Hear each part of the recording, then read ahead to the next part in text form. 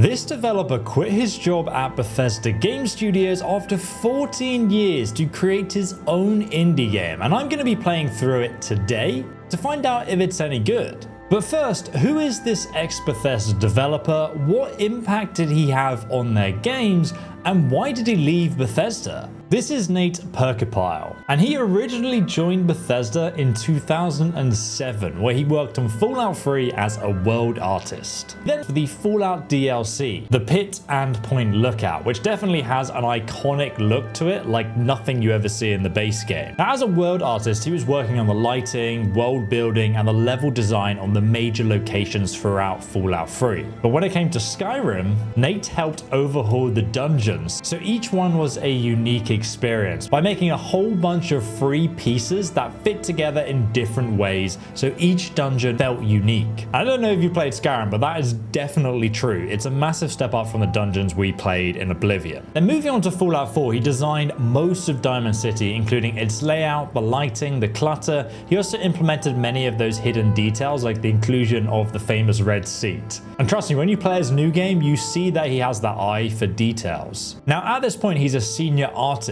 but when it came to Fallout 76, he actually became the lead artist on that project. And NoClip actually went and interviewed him about the reception of that game and what he did on it.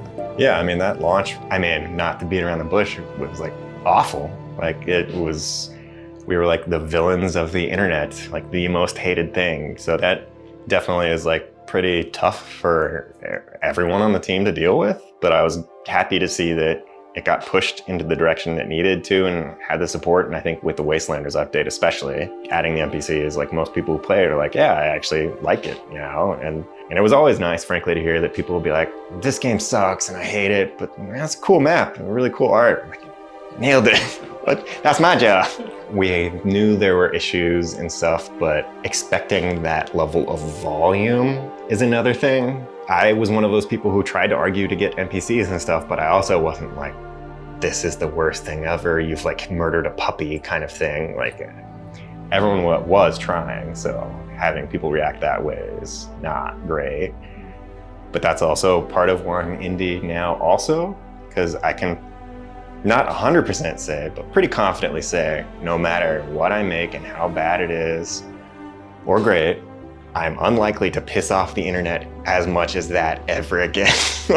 Now, at the point of Fallout 76's release, they were already developing Starfield, so Nate actually did some work on Starfield too. And apparently he was responsible for doing an early version of the City of Neon, which is probably one of the coolest lit and most unique cities in Starfield. So when I heard he left and all the work he did to my favorite games, I was honestly quite sad. But for the last years, he's been solo developing his new indie game, The Axis Unseen, in Unreal Engine 5. So we're going to jump in right now and check it out for ourselves. And I'm going to be giving some feedback at the end of the video. But do remember, this was made by one man. And if you guys want to send some support and love and want to see this game do well, please do leave a like on the video. It really pushes it out into the algorithm. And heck, if you're on PC, leave a comment below as well, wishing Nate the best with his new game. But I've actually been catching up on a lot of audiobooks recently, thanks to today's sponsor, Raycon. They sent me their new everyday earbuds, which now have active noise cancellation, and it's honestly crazy how it silences the world around you so you can just enjoy what you're listening to. Wearing them to bed really helps me sleep, and with the 32-hour battery life, I can still wear them on the commute and through my gym session the next day. They also come in a variety of colors. Obviously, I went for carbon black to match my blackout desk setup, and now they've also released protective cases with custom colors for you to personalize. They still charge wirelessly through the case, and with just 10 minutes of quick charge, you can get 90 minutes of battery, which really works for how forgetful I am. So now I can catch up on my favorite podcasts while I'm cooking up some food, chilling out on the sofa with my cat, or just doing some cleaning. And today you can get free shipping with between 20 and 50% off site-wide by going to buyraycon.com/ESO or clicking the link in the description below and grabbing some new Raycon everyday earbuds for yourself. So we've spawned into a very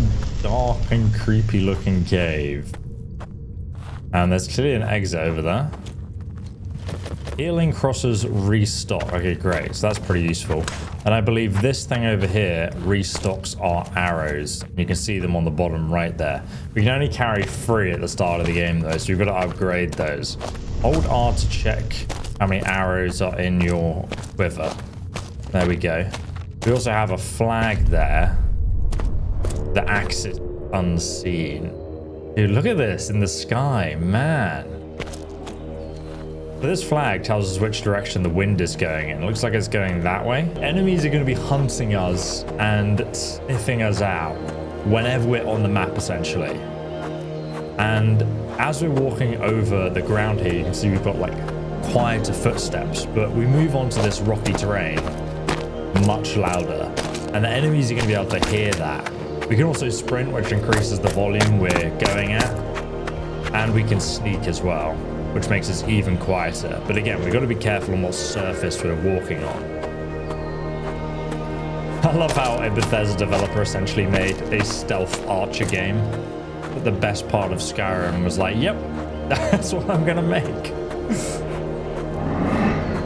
Jesus Christ. Okay, here's... Get wrecked, mate. Basically took this thing's energy. What is it, like a deer or something? I don't know. There's an altar up ahead, which looks like it has a portal, which takes us back to another realm where you can actually level up, and it's basically like a safe sort of home world. So let's go over to this portal and unlock it. We also lock in our energy when we actually walk near the portal. There's some more energy here we can pick up as well. And what is this? Press E to pick up a journal entry. As we're exploring, we're going to find journal entries of the different hunters that have been exploring these worlds before us. And they're going to teach us about the world as we explore. The game doesn't really explain to you anything, so you've kind of got to figure out everything on your own. I'm not going to read this particular entry, but you can see, you hear that sniffing? There's some kind of wolf near us. Get wrecked, mate. I'm pretty sure you do more damage with sneak attacks, and you can see the glowing spot on it. That's our arrow, so we can actually go ahead and pick that up and put it back on our inventory, because obviously we only have 3 arrows. Now, I'm not going to go back to the home world yet. We're just going to carry on exploring, and I'm going to head... I don't know, is that south? I genuinely don't have a compass or anything. In fact, the HUD is extremely minimal. But I think these guys can smell me because they're downwind. You hold down the right mouse key, you hold down your bow and charge it up. Taking a lot more damage. Oh my god. Rex. We also have a knife as well that we can use. I'm going to take my arrow back of this guy. You see that deer? It's running away and it's actually bleeding out over there. Oh, that was a shot though. I've actually got no arrows. You've got to be careful because you've got no arrows. You know, you're probably going to die. And you can hear my heartbeat going now because I'm obviously sprinting and I'm out of breath. We got the arrow back, so we've got 1 more arrow now to use. Just double check. Oh, I've got 2 arrows. Okay. I think I looted one off the other elk I killed earlier. I can see like some kind of hut down there, so I want to go and explore that. And as we approach it, I do want to take care that we're not attracting any enemies. The wind direction's over there. So, because we're... Is it upwind from the enemy that I think they're going to be able to smell us? Now, the good thing is I'll be seeing the enemies that can smell me and are coming towards me. So that's going to be pretty useful. There's another body here. Maybe we can get some more lore. Oh no, this is a shrine. So when it has this symbol, it's the same symbol as we saw with the arrows. And what it does is it actually upgrades the amount of wooden starting arrows. So now we have 5 arrows as our base amount, which is really helpful. Because basically it means you can take on bigger foes because you've got more ammo to deal with them in a fight. Oh, we just picked an arrow off the wall here as well. That was just sitting there. And there's another arrow upgrade. So now we've got 6 arrow upgrades. And another journal entry here. Now I'm not gonna read this here because I can hear something nearby. Haha, get wrecked. I think that was a sneak attack because we killed it in 1 hit, whereas the other one could definitely see me. When you get those sneak attacks off, oh my god, Jesus. Get the heck out of me. Oh, Okay, that hit me, I think. Let's go ahead and use our Q button, our little relic there to heal. Interestingly, we hit it in the face with an arrow, but it didn't do any damage. The creatures are pretty dope. Like, they're very, like, reminds me of, like, Lovecraft or something. You can also hear, like, the music when the enemies actually spawn in. It starts to ramp up depending on the intensity of your situation and what's going on. Which is kind of a cool detail. Gonna check the wind direction again here. It's going to the... So we could get enemies coming from behind us because they will just be constantly hunting you down. There's a giant ass skeleton on the ground. And it looks like it's got energy, so we can actually go ahead and harvest its energy. There's something over there that I appear to have definitely triggered. One of the other weird decisions about this game is it literally has no textures. Oh man, I missed. I have no arrows left. How do I get out of here? I can see a big energy fountain up there. I want to run over there, see what I can find. If I do die, it's okay, but I lose all the energy I got from harvesting those animals. You know, it makes me quite fascinated as to what's going on in this world and what these hunters left behind. There's a giant energy reservoir right ahead of me here, and another portal that we can go back to the home world with. So I'm going to use that in a second, but I want to kind of walk over here because we just got something from this altar. This power gives me the ability to sense when something is nearby. The tattoo will flare up and make a sound whenever something is detected. This power shuts off when my heart rate is high. So that's why you can't just be running around using up your stamina, because then your powers won't work. You can see on the bottom left there, we have a new tattoo, and it's actually glowing right now, which I think means there's some enemies nearby. So we're gonna get out of the world into our safe place, and we're gonna see if we got enough energy to upgrade our character. So this is kind of like the hub world right here. And you can see there's a bunch of these relics around us. This one is obviously to refill our arrows. So there you go. Now we've got a higher max amount of arrows we can pick up. And then this one here, we can get more healing crosses restocked too. Okay, so right here, if I stand on this altar, it says on the bottom left there, I have a 1040 energy. I need 510 to upgrade my character. And all of these posts have different upgrades. So right here, this says that it will reduce the amount of noise I make, but also increase the speed that I can move at while crouch. Increases how many times you can use magic. And you unlock more magic powers as you discover more altars, so we don't really have enough to make use of that yet. This will increase how fast you sprint, but also help you keep your heart rate low. Powers shut off when your heart rate is high. I'm actually gonna grab this one because sprinting in this game really keeps you alive. So I'm gonna get that. This will increase how far you can dodge jump. It will also increase how long you can hold your bow back without it shaking, which is pretty useful because you increase the power of your shot by doing that. This will increase your max health and increase how much you can heal.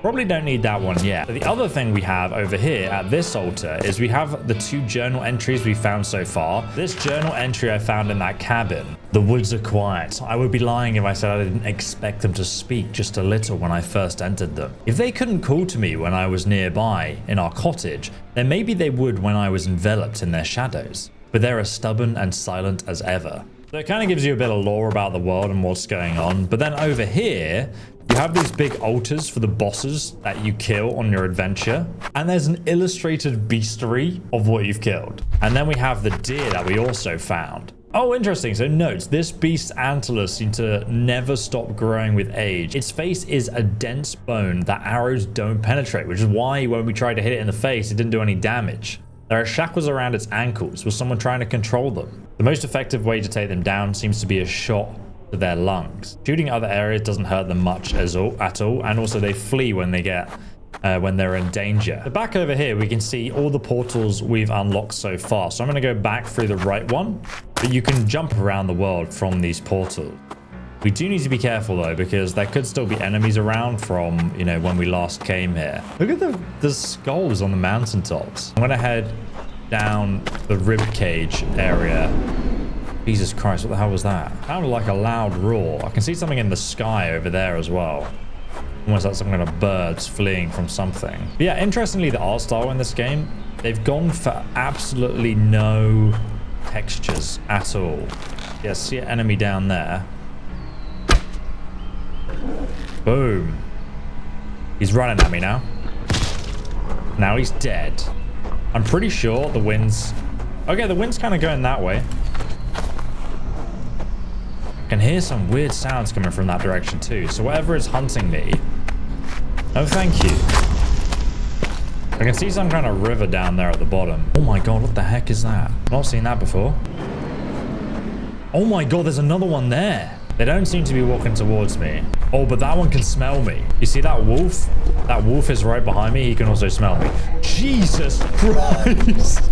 Oh god. What the heck is that? Shoot him in the face. Oh my god. Oh my god. Stuck on a piece of wood. Ah! Immediately killed me. Holy moly. Yeah, so the world isn't very friendly. And we lost all our energy there. So let's jump back through the portal and try again. I do have 530 energy still though, so I can upgrade my health. Now hopefully we'll survive more than one hit now. Okay, so I've just spawned in. There's a deer here. Get wrecked.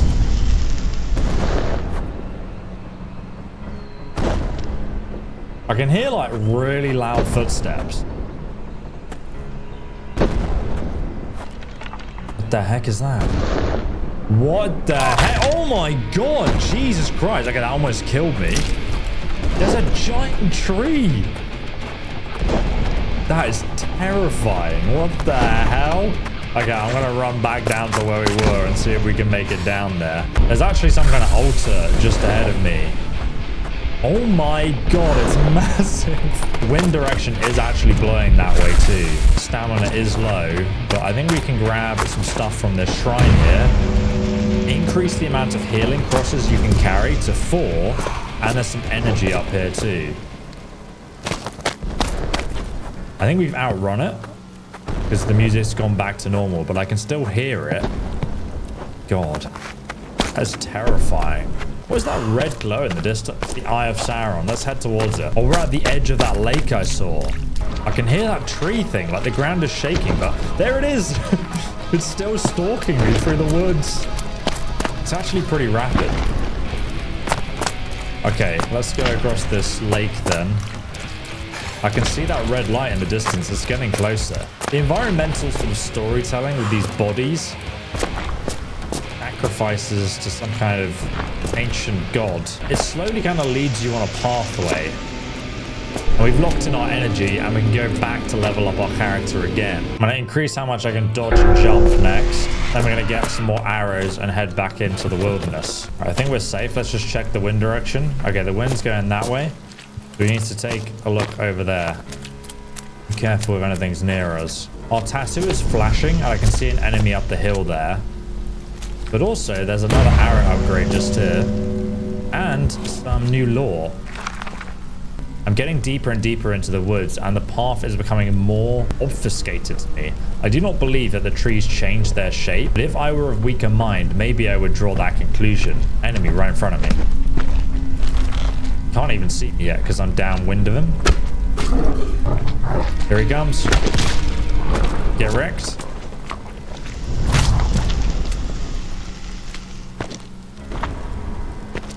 Here, oh my god, that tree thing is right there. I've just gone back to the safe place to read the rest of this journal entry. My mother warned me of the trees. She didn't need to be told by my grandfather to know such things. She herself had seen the trees move and dance about, mischievous branches playing tricks on lost wanderers. The trees do not scare me, although I know of course why they should. In the summer when the trees are alive, their branches snap and sway purposefully. I'm just kind of reading extracts of this, but apparently in the winter the trees go back to sleep and don't respond to stripping their bark and breaking their branches. I'm going to try out my spirit arrow, which if I fire, literally sends me up the mountain so I can check around, see if there's any enemies. I did actually see an enemy over there. I do like the simplicity of the ground textures. It really makes you think where you're walking before you take on enemies that are nearby.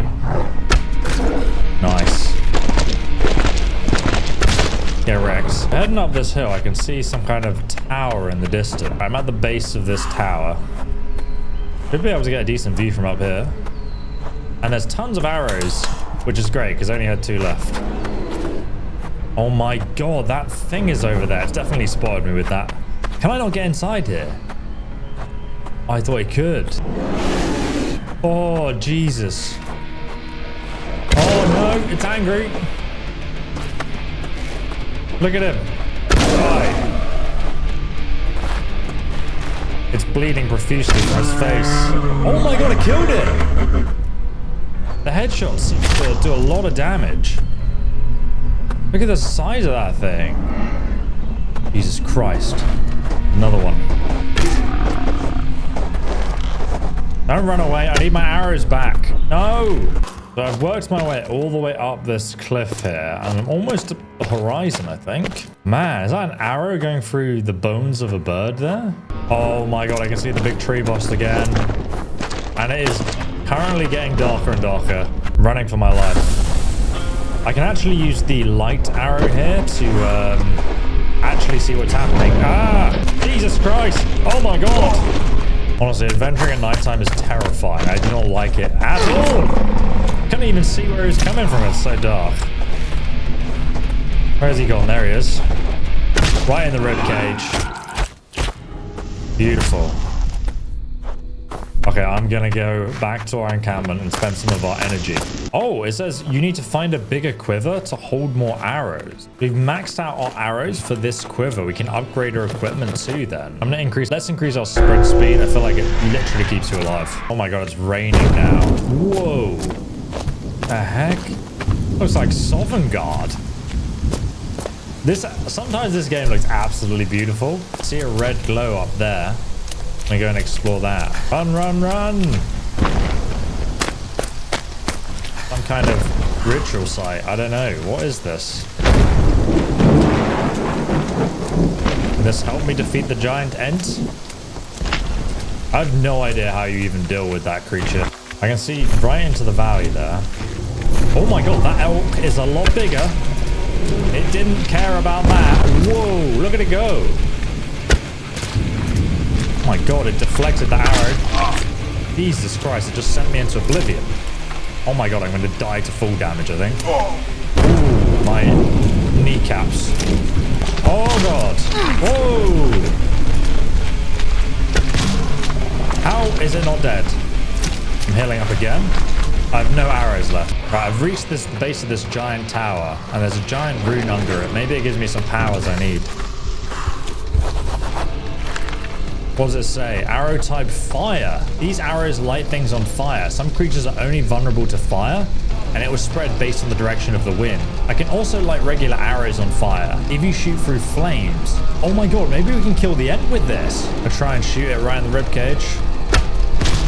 Oh my days! Let's go!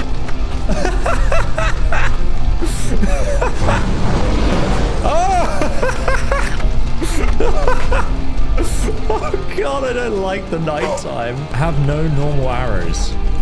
Oh my god, look at it go. Okay, I'm almost dead, but I'm running down the hill to what looks like another portal. So this new shrine restores our fire arrows, and we can have 2 of those, it seems. I can see a giant beacon over there in the distance, but I really want to see if I can kill that ent with fire arrows. That thing has been stalking me through the wilderness, and it needs to die. I already can hear it.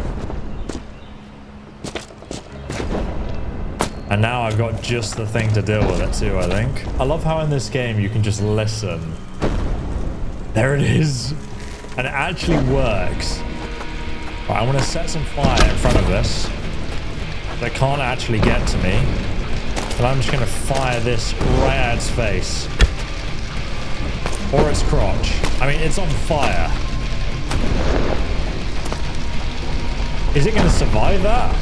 Setting fire to a tree seems pretty, oh, damn it. It'll hit me hard. But if I shoot arrows through the fire, they will set alight and do additional damage to it. Oh my god, it's gone out. Gone out. Okay, one sec. Let me get my flame fire out. Another dog here. Oh my god, it's dead. We did it. Dude, look at it fall apart. I'll level up my strength again. And now we can continue onwards. Look how the environment just massively changes with the lighting. Last time I was here, it looked like Sovngarde. I'm gonna head between this gentleman's legs. Oh, thank you for playing. This is the end of the demo. You will actually be able to continue your progress if you buy the game on Steam, coming out October 22nd. Now, I know this is a one-man indie game project, but I do have some feedback. When you first jump into the demo that we've been playing, the first impressions of the main menu are really bad. I think it does the game a disservice because when you actually start playing, it looks really beautiful. Maybe you could have the menu carved into a tree or into a stone tablet or something that fits into the game world. Same with the in-game tooltips. When they appear, they just look like placeholders right now. Maybe the words could be overlaying some blood with some kind of like slashing meat, blood splatter sound effect and animation when they appear on screen. I think the minimal HUD you've gone for is really unique and just fantastic. The wood carving symbols on the bow, the tattoos on the hand that appear as you unlock new abilities, and the other gameplay tools make it feel super immersive to actually use your equipment. Now, I didn't show it in the video, but the game does actually have a tutorial that showcases the mechanics of the game, but each segment is timed along with a music soundtrack that progressively gets more intense as the metal soundtrack goes on. And as cool as that is, if you can't read fast enough, you will still enter the game pretty overwhelmed with what the basic mechanics actually are. And I'm dyslexic, so that kind of happened to me. But it was very cool to experience a vertical slice of what I can expect later on in the full game. Now, the music is a really important part of this game, and the transitions as they get more intense when more creatures come to attack you felt really smooth. Obviously, if you're not a fan of metal, I think you can still definitely appreciate how it ramps up the gameplay and just makes things feel more intense and more overwhelming. It actually just works. Even though when I first heard the concept of metal music and hunting, it sounds like it just wouldn't work, but it did. I actually thought the creature variety just in the demo alone has been extremely impressive for a game with a one-man team. The only thing I think lets them down is the animations. Some of the creatures seem to move throughout the environment in a very floaty way. They're not really connected and running on the ground. I know you're not an animator, but I feel like that would make a big impact on taking the gameplay to the next level. The tree boss, on the other hand, with the camera shake and you hearing him from miles away, that felt like you'd nailed it. And then you have the illustrated bestiary, which you slowly fill out as you kill these different creatures. I really enjoyed reading the notes on the hunting tips after you killed them and their weak spots. Overall, the Axis Unseen is a really solid game, and really, the premise of the game is quite simple. But the elements are tied together in such a way that I just think it's really good fun to play. So if you guys want to check it out, it's linked down below in the description. And you can also pick up yourself a pair of Raycons. And thanks again to Raycon for sponsoring this video.